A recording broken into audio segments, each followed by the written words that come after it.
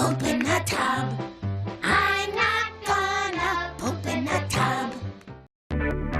I'm going to do something different, or at least to my memory with my channel.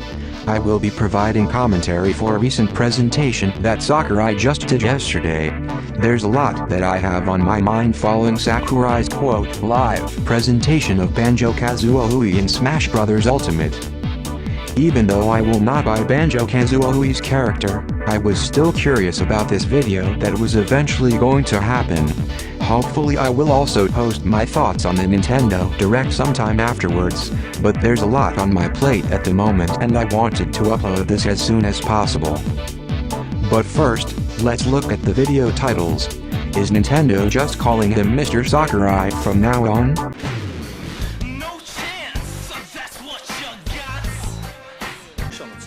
You may remember in the Hero Showcase, I was playing by myself, using 2 controllers, like this. With Hero, if you cast spells using command selection, any opposing heroes will block those attacks automatically using their shield.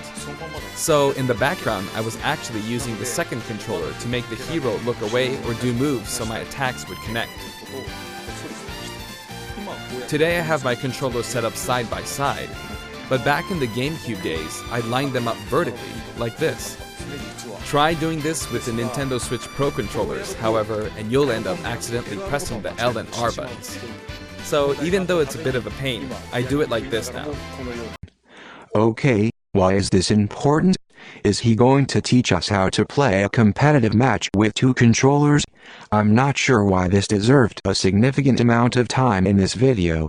If he complains about stress all the time, then he definitely shouldn't be stretching his hands and appendages across 2 controllers. Why not get an assistant? Developers always have assistants for demoing their products. Why does Sakurai feel the need to be the only person associated with his own products? He always feels the need to be the center of attention, even when that's not even the goal here. This time around, I'll also be doing my best to control 2 fighters at once, kind of like Banjo and Kazooie, 2 characters acting as one. Alright, let's get started. So, what is Banjo-Kazooie? Gee, considering that Nintendo listens to the fans, I would assume that we all knew by now what Banjo-Kazooie is. Apparently, that's not the case. Well, in terms of genre, it's similar to Super Mario 64, and it was first released on Nintendo 64 back in 1998. The character Banjo made his first appearance a year earlier in a game called Diddy Kong Racing. After that, Banjo-Kazooie was released, and then Banjo-Tooie. 2 titles were then released for Game Boy Advance, although they never came to Japan.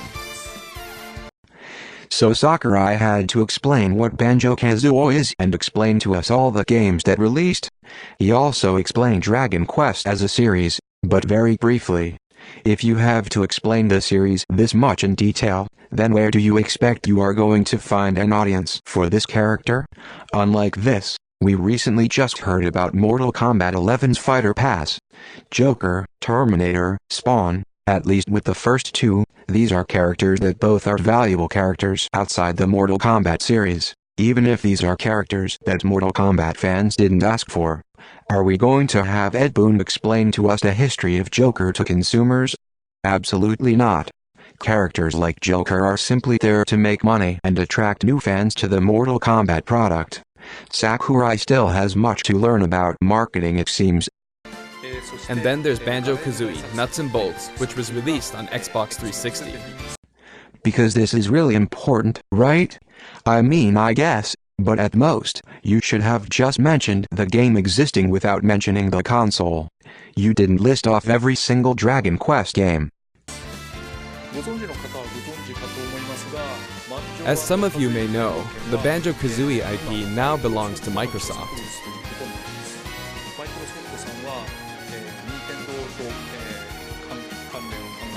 Technically, they're a rival platform holder. Even so, they were happy for Banjo and Kazooie to join the Super Smash Bros. Series. For that, I'm extremely grateful. Rare also welcomed us with open arms. You're basically explaining to fans that don't know the series that this is a series that now belongs to Microsoft. And what do you think is going to happen now? How does this benefit you and Nintendo? What is the goal of mentioning this?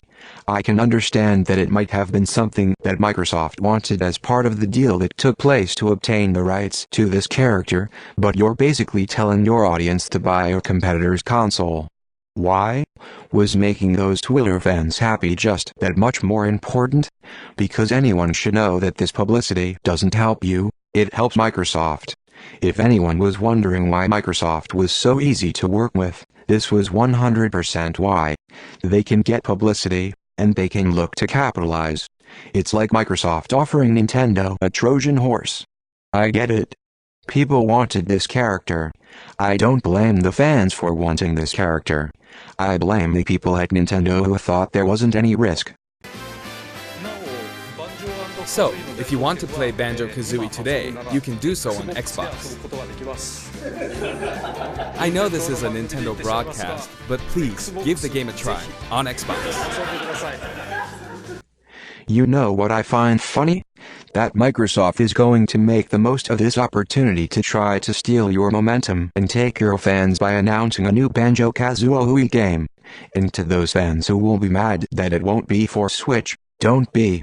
We're 1 year away from Project Scarlet, and they're going to try to sell the console with as many IPs as they can. Why do Nintendo fans feel like they're so entitled that they deserve any game from a competitor to be made for Switch? You don't see Xbox fans demanding to get Nintendo games. They'll just buy a Nintendo console. Still, we don't even know if this character in this game exists because of Sakurai or Nintendo. But either way, Sakurai doesn't feel as if Microsoft is any threat to Nintendo. That's strange. Nintendo and Sega for that matter didn't see Sony as a threat in the mid-90s. It wouldn't surprise me that once a new Banjo-Kazooie game is announced that Nintendo and Sakurai will instantly forget that this character ever existed like before. Microsoft has a plan that you are following through on. They are not your friend. And I'm somebody that has an Xbox One. Following their recent failures, they're desperate to find any opportunity they can to take momentum from others. They now have software on Switch, PS4, Mac, Steam, and soon Tesla cars. It's not because they're trying to be friends with other companies. They want to benefit at others' expense. Every move that Microsoft has made involving Nintendo has either been made with the intention of garnering publicity, making money, or leaving fans craving for a newer game that's not on the Switch. When a new Banjo-Kazooie game releases for Project Scarlet and suddenly Nintendo isn't making as much money as they used to, would you say it was worth it just to put a character in requested by people who already own this game and this console? But enough about Banjo for now. Alongside the launch of Banjo and Kazooie, there will also be a software update. We're very pleased with the sales of Super Smash Bros. Ultimate. And to express our appreciation, we've added another game mode, which will pretty much be our final new mode. I'm going to go ahead and play, so please take a look. And here it is. You need to damage the sandbag in front of you as much as possible. I'm sure there are fans that like home run contest, but to me, it's a tired gimmick. It seems like the only reason why it returns with each installment is because they don't have to put much effort into it like Great the Targets. It's fine that this will be an additional free mode, but I would have wanted this creative genius to be able to think of something with more replay value and with potential online capabilities, like grab the coins. You complain how the fan base quote gets smaller after launch, but then you patch an home run contest and call it a day. No. This isn't how you're supposed to play the game. When I say two players can take part, I mean friends can play together, and not one person playing as two fighters.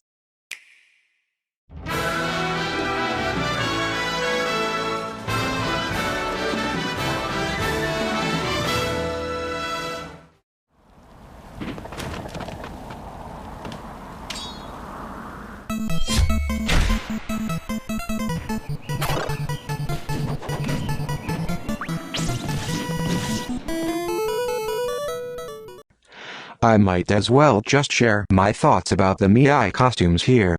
This Goemon is okay. It's a cult classic character, yet not really as known to deserve its own playable character.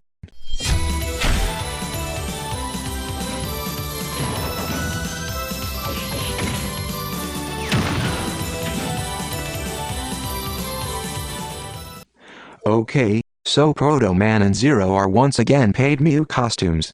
I think I would have had a problem with it if these were free costumes in Super Smash Bros. For Wii U, but this also means for those Geno fans that Geno could still be just a Mii costume. You never know though.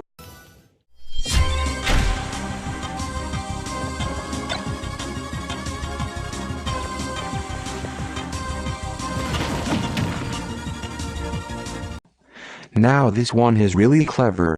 Likely an idea for a Mii costume that very few have thought of before. Consider Pokemon are never considered for Mii costumes. I got a kick out of it.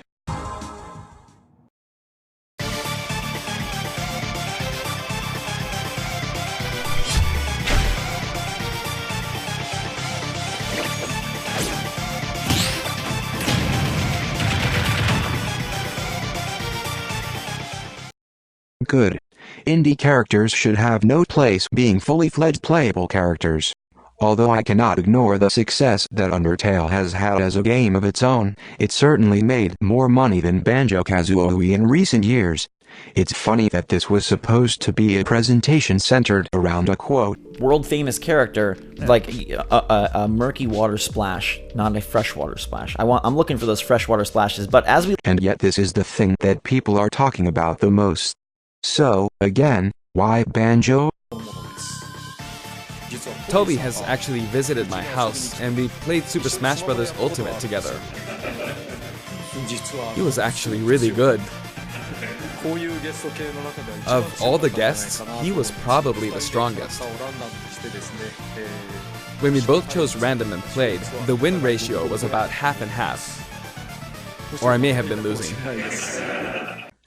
I find it odd how he talked more about Toby Fox than he talked about the Undertale series.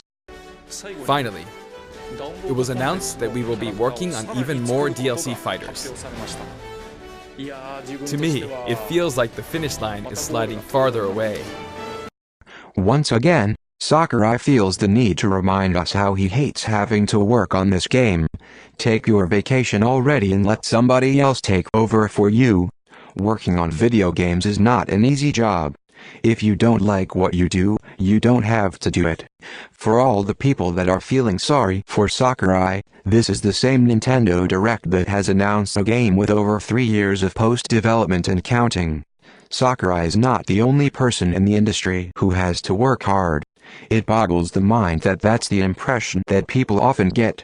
It's become a joke at this point how much he complains about working when hundreds of other people don't.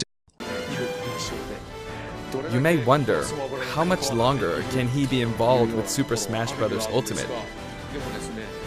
But I'm also excited.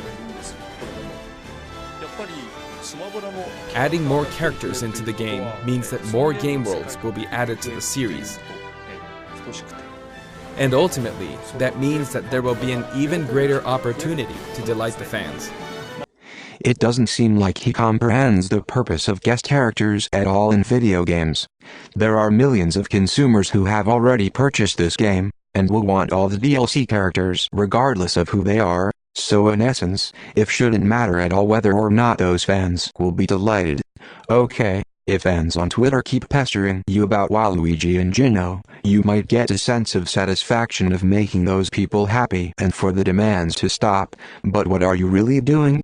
You're catering to a small demographic and going after small money, like with Banjo-Kazooie. But I might understand if this line was just to get people's hopes up. As I said in previous videos that other people at Nintendo choosing DLC characters was a good thing, how Sakurai no longer has full control.